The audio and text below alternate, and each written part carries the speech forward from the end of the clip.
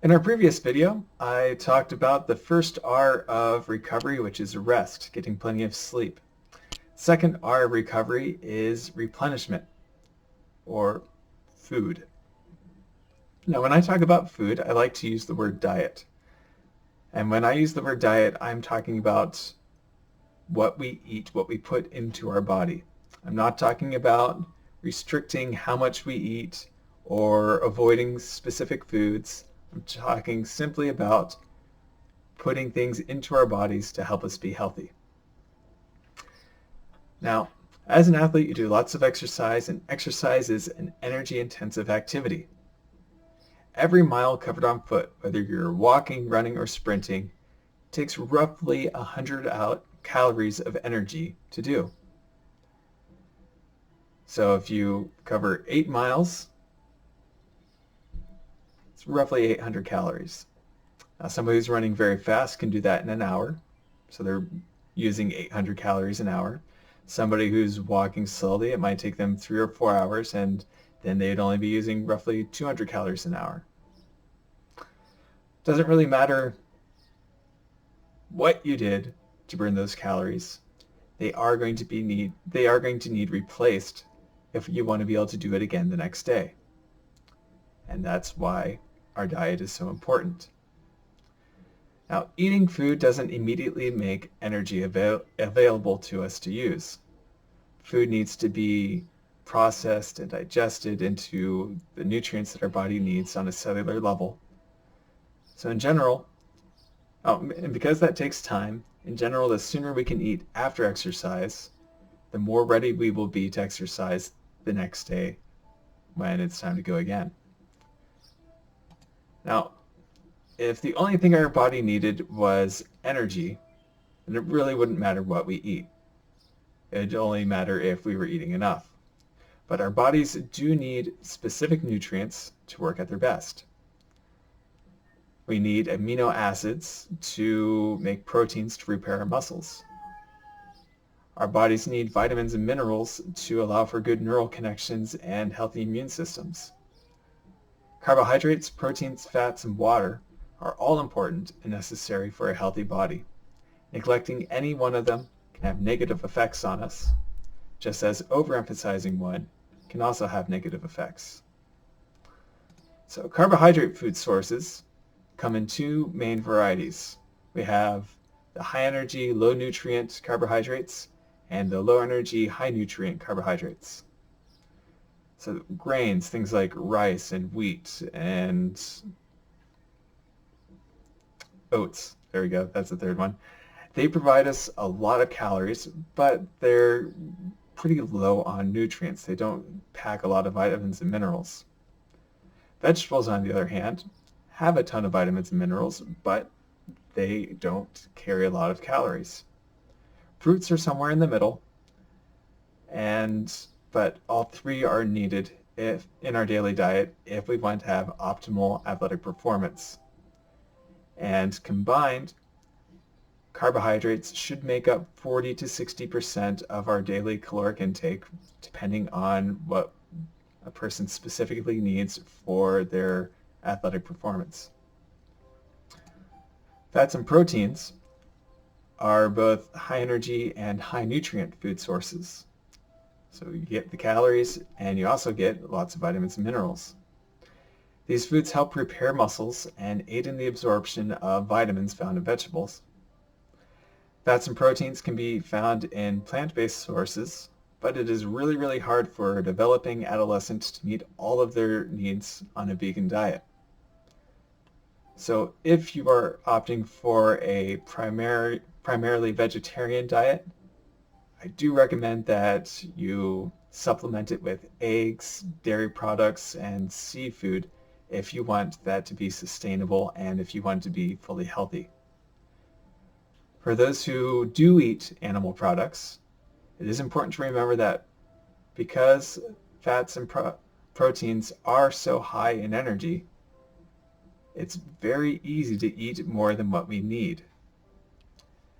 So over the course of a day, your proteins should make up 20 to 30% of your caloric intake, and your fats should also make up 20 to 30% of your caloric intake. Water is another nutrient that we need, and it makes everything else work. A human can survive weeks without food, but only days without water. So how much water should you drink? It depends greatly on your body composition and your exercise habits. But there's a simple test to determine if you are well hydrated. So take a look at the pee in the toilet before you flush it. I know that's kind of gross, but it works. Does the water in the toilet look like iced tea or apple juice? If it does, you're dehydrated and you need to drink more water. Does it look like pale lemonade, or does it just look like clear plain water? If it does, then you are well hydrated. Good job. If you're having a hard time getting enough water in the day, try drinking a glass of water before eating or snacking, and this will help prevent overeating, and it'll help you stay hydrated. Now, here are 10 tips to help you eat healthy. Tip number 1, solid foods are better than nutrition drinks. You'll absorb more nutrients through the food, and you will have a higher feeling of satiation. Satiation is the full feeling. If you're satiated, you're not going to eat more than what you need. And if you're satiated, you're going to have a lower risk of eating unhealthy foods later for a snack. Tip number 2, the sooner you eat after exercise, the sooner your body can replenish what it has lost from exercise, and it can begin repairing what was damaged. Tip number 3, eat until you're not hungry, not until you're full. The fuller our stomachs are, the longer it takes to digest that food. So we don't want to feel stuffed because the food isn't going anywhere. It's not being processed efficiently. So if we eat until we're no longer hungry, then we can digest more efficiently and get those nutrients to the places that need them. Healthy tip number 4, eat many different types of food when you eat. So kind of make it a goal when you are getting a plate of food ready for your lunch.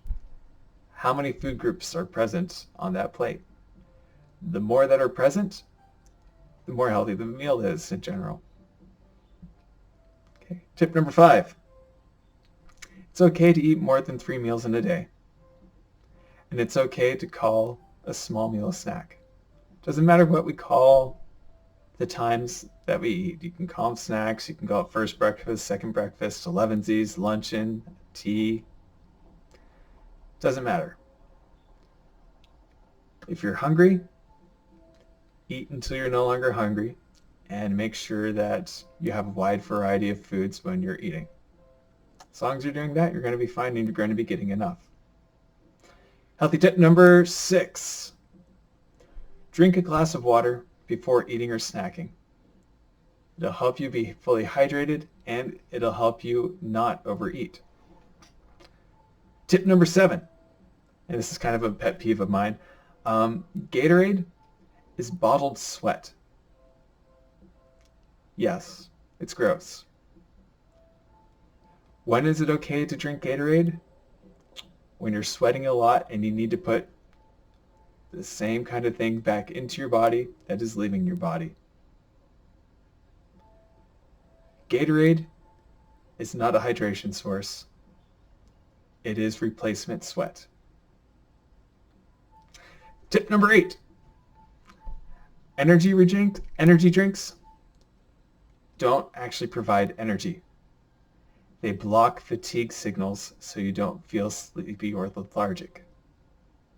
Your energy comes from stored glycogen that's converted into ATP. If it doesn't have glycogen, it's not an energy source. Energy drinks are just a bunch of caffeine. They help you not feel tired. Tip number 9. You don't have to eat a healthy diet all the time. It's okay to eat tasty, unhealthy things on occasion. It's only when we're eating those unhealthy things on a daily basis that it becomes a problem. So yes, hot Cheetos are super, super tasty. You shouldn't eat a bag of them every day. It's not healthy. Healthy tip number 10. Fad diets and cleanses are expensive ways to starve. Avoid them. People are just trying to take your money, and they will make you feel bad in order to get you to give them money. If you want to look good and feel good, the best thing you can do is eat a balanced diet, get enough rest, and exercise. So if you're doing those 3 things and you're doing them right, and you're still unhappy with how you look or feel, then you should talk to your doctor. Don't listen to the Instagram celebrity. Talk to your doctor. Your doctor can help you identify any deficiencies in your diet, and they can help you create a plan to address those things that you're lacking in a healthy way.